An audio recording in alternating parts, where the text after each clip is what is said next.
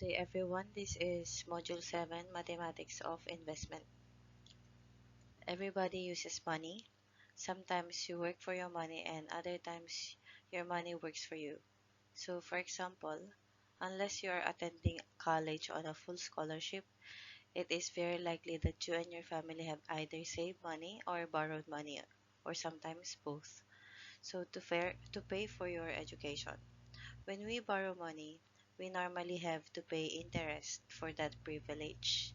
And also, when we save money for a future purchase or retirement, we are lending money to a financial institution and we expect to earn interest on our investment.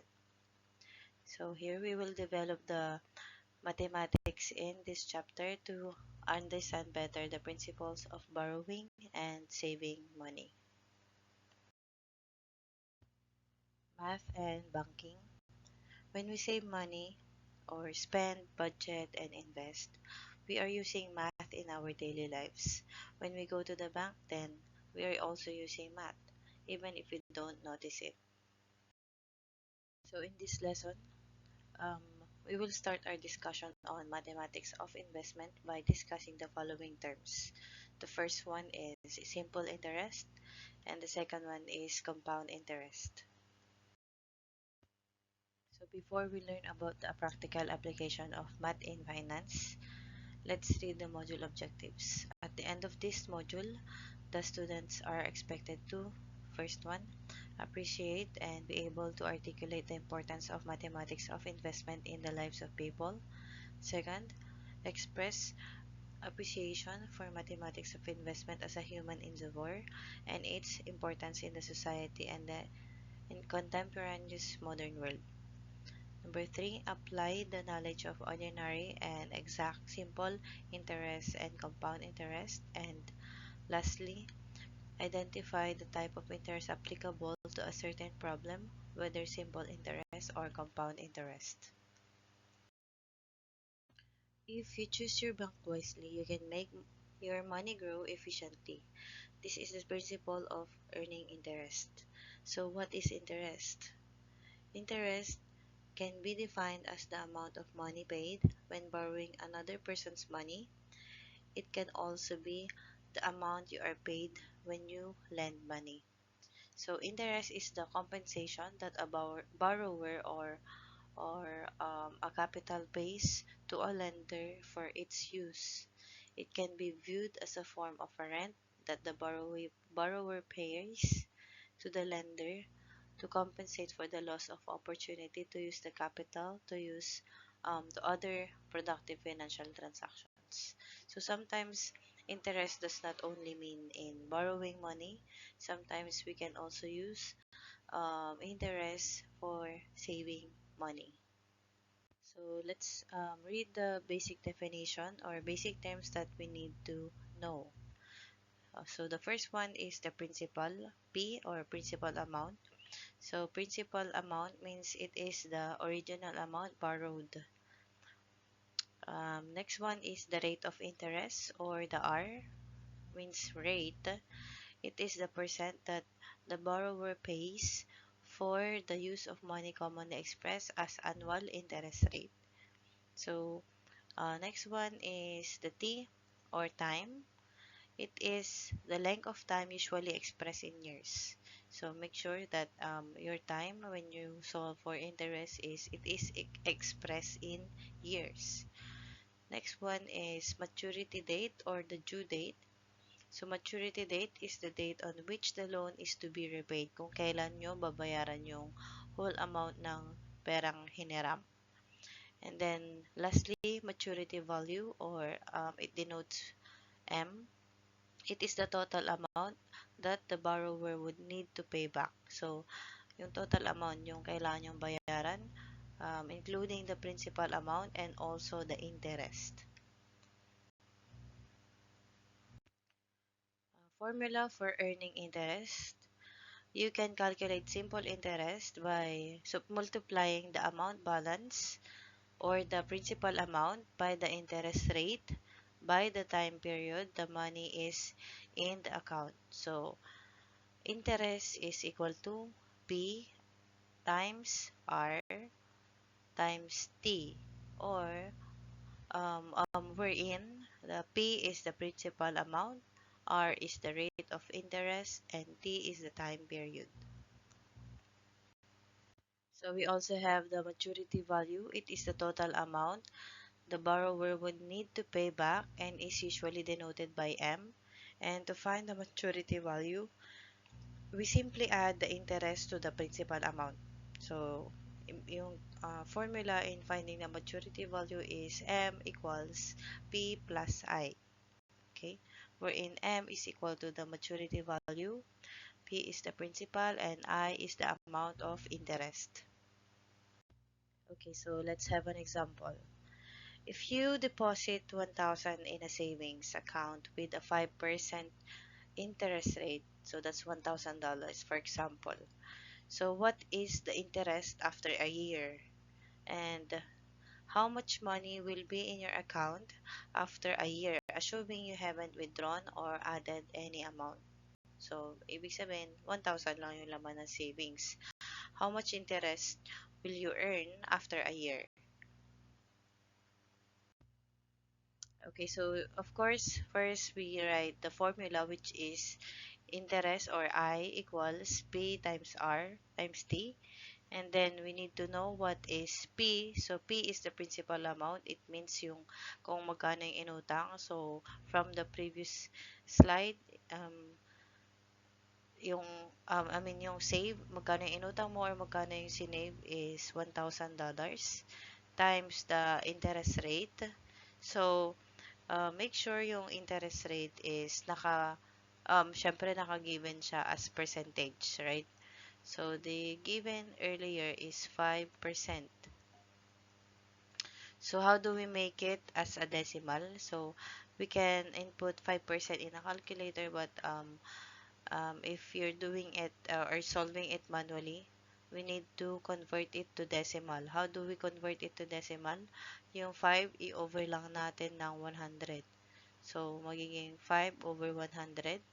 So, 5 over 100 is, or 5 divided by 100 is 0.05.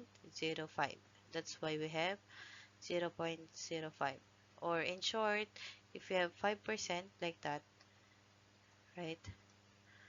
Kung imagine na nandito yung decimal amount sa dulo, and then we move to 2 times, ganyan. Tapos lalagay natin dito yung decimal.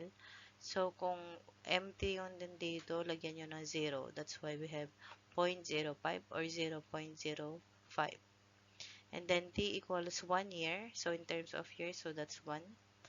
So, if we solve it, 1,000 times 0.05 times 1, the interest now is $50.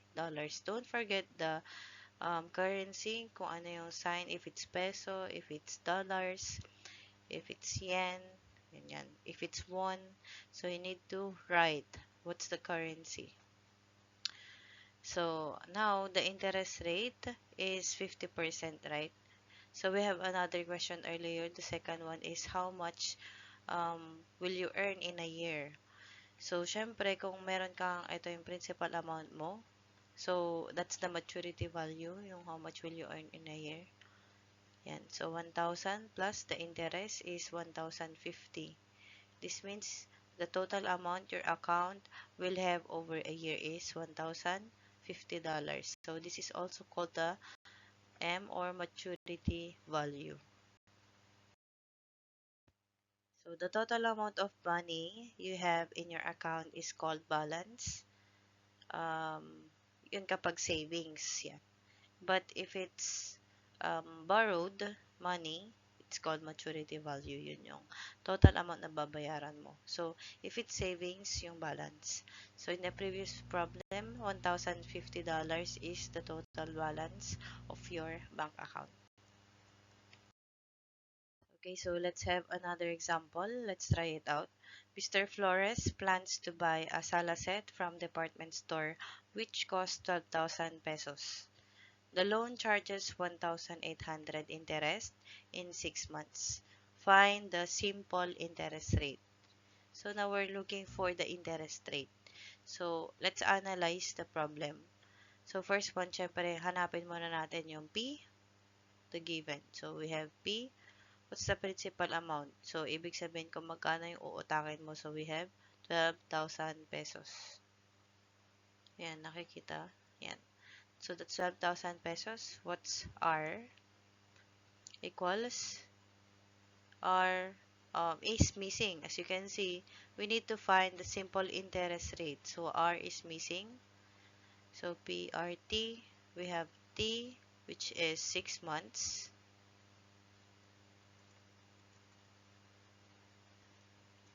So, as I said earlier, yung yung time natin should be in terms of a year. So, make sure kapag naka-in months siya, you need to convert it in years. So, paano natin i-convert yan? I, um, I-over lang natin siya in 12 because there are 12 months in a year. Since naka-months siya, um, lagyan natin ng denominator na 12. Okay? So, 6 over 12. So, that's 0.5. So, 6 months. So, half a year. 'Di ba? Okay? So, 6 over 12. So, make sure kapag naka-in months, you need to, um, pwede, like, kailangan natin lagyan ng denominator na 12. So, para siya maging year. So, 6 over 12. And then, we have here, the interest is already given. So, I equals 1,800. So, in finding the simple interest rate, we have the formula R equals P over R equals I over P times T. So, let's go to the next page. So, here's the formula in finding R. R equals I over PT. So, we can just memorize that. So, ito, na-denote lang siya sa original na formula natin. 'Di ba? Meron tayong I equals P R T.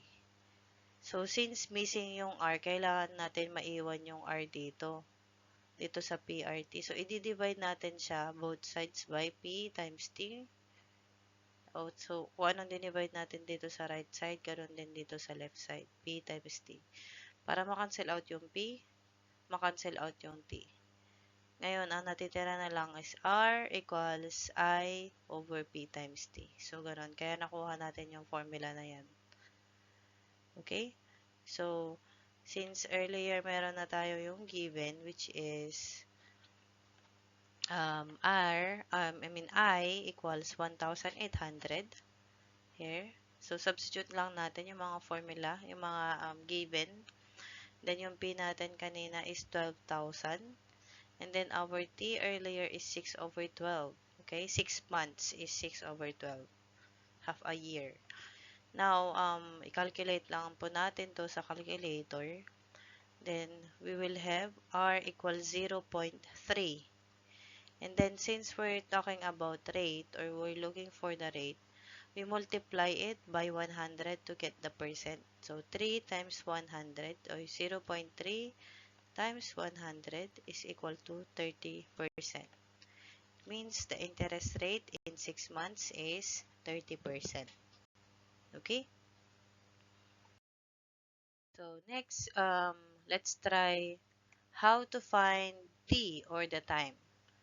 So, Ryan borrowed 750,000 pesos from a bank to buy a car at 10% interest rate and earn 30,000 pesos interest while clearing the loan. Find the time for which the loan was given. So, we're looking for the time. So, now, i-denote natin ulit parang how do we find the formula of time. So, let's say, yung formula na natin for interest is I equals PRT. So, yung time ang hinahanap natin, 'di ba? So, dapat dito sa side na 'to, maiwan yung T. Now, para maiwan yung T, i-divide natin both sides by P and then yung R. So, P, R. Now, makakancel out na yung P, makakancel out yung R. Ang matitira na lang is T equals I over PR. That's why we have the formula for time, T equals I over PR. Now we substitute the given. So kanina we have the I or the interest that earned dun sa previous problem is 30,000. And then P is the principal amounts. We have 750,000. And then our R is 10%. Diba? Kanina. So 10%. So that's 0.10. And then we calculate that in the calculator. So 30,000 over 750,000 times 0.10. So we'll have T as 0.4 years. So make sure yung T natin is in terms of years. But sometimes we can also calculate that by solving yung months and yung days. So how did we get 4 months and 24 days? So here, 'di ba meron tayong 0.4 years. So now, 'di ba kanina dinidivide natin, ino-over natin by 12, right? Para makuha natin um, yung months, right? So, para baliktarin natin, i-multiply natin siya by 12 kasi there are 12 months. So, 0.4 times 12, we have 4.8. Parang tatanggalin natin yung decimal. So, now we have 4 months, 4.8 months. Okay? That's where nakuha natin yung 4 months dito. How did we get 24 days? So, we still have 0.8, diba? 0.8 months. Now, multiply natin siya sa 30 because basically, meron tayong 30 days in a month. So, 0.8 times 30. So, that's 8 times 3 is 24. That's why we got 24 days. But this answer is already accepted. I'll accept this kapag naka in terms of years siya. Alright? Okay, so next is compound interest. So compound interest is calculated on the principal plus the amount of interest already earned. So this means that the amount of money that earns interest increases every year kung ilang beses siya nagko-compound. So basically, compound interest is the interest on interest. So nag-earn ka din ng money through the interest. Of course, vice versa, kapag loan siya or naghiram ka ng pera, nag-i-interest ka din sa interest. So, but when you're saving money or nag-i-invest tayo, it helps your money grow faster than simple interest on both your initial investment or your principal and also nga sa interest natin. So, if you're um, borrowing money, it's better if you use find out kung simple interest ba siya or compounding interest. So, when you're borrowing, it's better if you use simple interest kung ganun yung ino-offer ng bank. But when we're investing money, it's better if the bank offers compounding interest. Kasi nga, pag nag-invest tayo or nagsisave tayo, kahit yung interest na na-earn natin, nagkakaroon din siya ng interest pa. Okay? Not just the principal amount. Okay, so we have the formula in compounding interest or compound interest. So A, or sometimes they use C, so compound interest, but here we use A. So A equals P, quantity 1 plus R over N times N, raise po yan, hindi lang siya times. So raise to N times T. Okay, so we're in A is the compound amount. That's why it's A. Sometimes we use C. So P is equal to the amount of money deposited or amount of money you borrowed, you saved. So the principal amount. R is the interest rate. N, what is N? N is the number of compounding periods per year. So how many times nagko-compound? Is that annually? Is that quarterly? Or is that daily? Like that. And T is the number of years. So Let's go to the next page. So for example, Mr. Mesa deposited 15,000 pesos in an account earning 5% interest compounded quarterly for a period of 2 years. So how do we find the compound amount? So as you can see here, meron tayong compounded quarterly, meron tayong principal amount. Of course, this is the principal amount, the 15,000 pesos. R is the 5%. So T is period of 2 years and this is the N. Kung ilang beses siya nagko-compound. Quarterly, anong ibig sabihin ng quarterly? Every 3 months. Tama? Quarter is ibig sabihin ng quarter ay 4 na beses. So, quarter. Case 1/4 kasi ang ibig sabihin yan. So, ibig sabihin, every 1/4 of the month or every 3 months, nagbabayad, ay nag-earn siya ng interest. So, that is 4 times a year na nagko-compound. So, ito yung N po natin kung ilang beses siya magko-compound. So, let's go to the next page. Okay, so now we have the given. So earlier, I said P is equal to 15,000, R is equal to 5% or 0.05, N is equal to 4 kung ilang beses siya nagko-compound. Since yung given natin is quarterly, it means it's compounding 4 na beses. So 4 times a year. And then we have the time is 2 years. So given the formula, using the formula, A equals P times 1 plus R over N, quantity raised to N times T. So, sasubstitute lang natin lahat ng value ng P dun sa formula. So, R, ganyan. So, substitute the given. A is now equal to, so yung P natin is 15,000. That's why we have 15,000 here. And then, we just copy 1 plus our R is 0.05. So, ito na yung R natin, 0.05, and our N is equal to 4. Yan. And then, our N again is 4, and then our T is 2. So, kung simplify natin yan, pwede nyo siyang step by step sa calculator. Unahin nyo muna yung sa exponent. Okay? PEMDAS. Oh, okay. Pwede din natin unahin yung nasa gitna ng ito, PEMDAS, since PEMDAS. Okay, let's try. So, unahin natin to, 0.05 over 4. So, sa calculator, ayan, kopyahin lang natin yung iba na hindi natin isosolve muna. So, 0.05 divide by 4, I think that is 0.5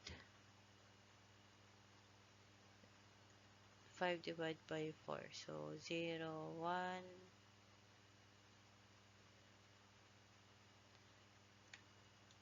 calculator na lang natin.